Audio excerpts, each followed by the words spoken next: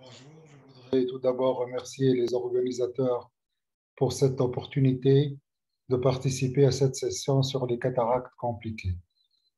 Donc, il s'agit ici d'une cataracte traumatique avec une large déhiscence annulaire inférieure et présence de vitrée au niveau de la chambre antérieure. En plus, il existe une large médriase à réflective. Donc là, on voit ici qu'il y a une forte pression du vitré qu'on arrive à contrôler en injectant du visqueux cohésif. Donc, on va essayer de réaliser ici un capsulorhexis de diamètre environ 5,5 mm, et ceci dans une approche conservatrice de cette chirurgie de la cataracte. Donc là, on va compléter le rhexis comme vous le voyez et stabiliser le cristallin en mettant en place un anneau de tension capsulaire. Alors, il est mis en place de telle façon à ne pas aggraver justement cette déhiscence zonulaire. Et on va utiliser en même temps le crochet de Sinski pour stabiliser le cristallin. Donc là, on voit le bout de l'anneau de tension au niveau du cortex. Et il reste juste à placer le dernier segment. À ce moment-là, on constate que la déhiscence zonulaire est plus importante qu'on le pensait. Donc, on va procéder à une vitrectomie antérieure pour éviter que le vitré ne vienne perturber l'émulsification du cristallin. Donc, c'est un noyau mou, donc on va faire un pré-choc qui va nous permettre aussi d'éviter de faire une hydrodissection qui peut être hasardeuse dans les cas de cataracte traumatique. Donc, il s'agit d'un noyau qui est plutôt mou et donc c'est beaucoup plus une phacoaspiration qu'une phacoémulsification. Donc là, on arrive au dernier cadran et vous notez que même avec la présence d'un anneau de tension capsulaire, le sac capsulaire n'est pas absolument stable. Et ici, on constate qu'il y avait une plaie préexistante de la capsule postérieure qu'on va stabiliser en la complétant et en réalisant capsulorhexis postérieure, comme vous le voyez ici.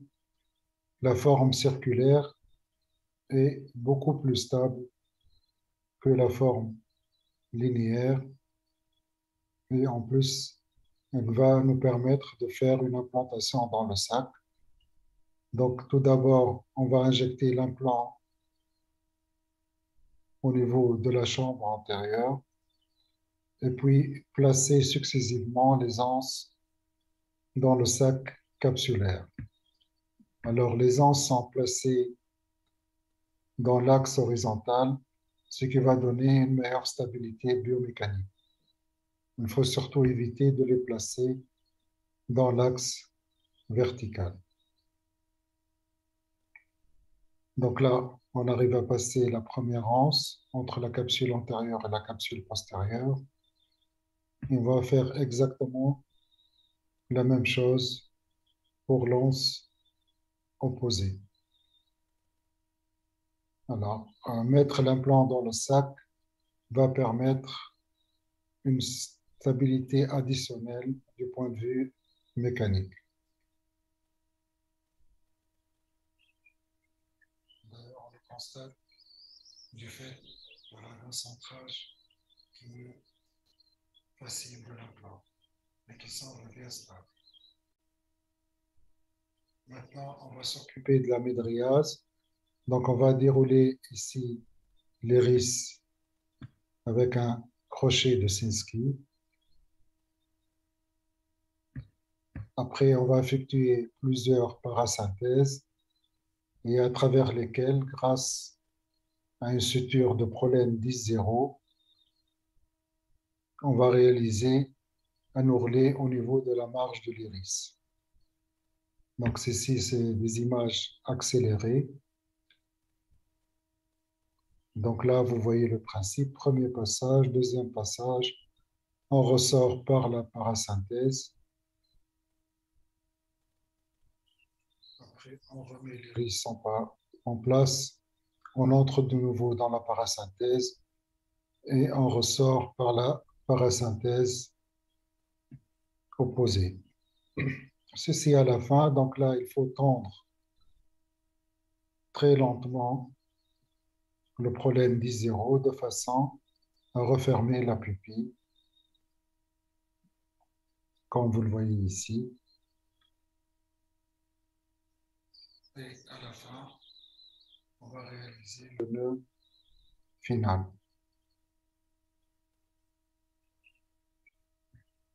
Et donc là, vous voyez à la fin de l'intervention, donc nous sommes arrivés à opérer cette cataracte avec mise en place d'un implant en chambre postérieure, malgré les nombreuses difficultés péropératoires de déhiscence zonulaire et aussi la présence d'une plaie au niveau de la capsule postérieure.